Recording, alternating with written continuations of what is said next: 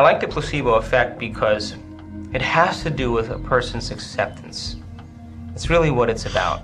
For example, they took this group of people that had Parkinson's disease, and in Parkinson's disease there's a problem in the brain with making dopamine. There's a little nuclei called a substantia nigra that stops making dopamine.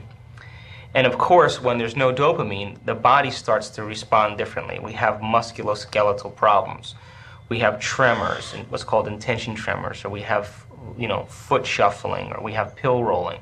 And these are muscular actions that supersede our voluntary control. We can't control those. So they took a group of people that had Parkinson's disease, and they said to them, now listen, we have this injection. It's going to make you better.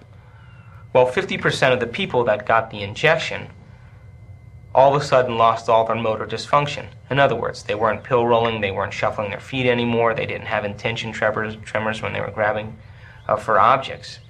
So the doctor said, well, that's a great example of a placebo, it's all in your mind. But when they checked the dopamine levels that were produced in the brain, the interesting thing that happened was that the brain started making dopamine because they accepted that they were well. In other words, their thought that they were well allowed them to begin to be well. And if you're being well in the quantum field, the observer has to supply the chemistry to match who you're being.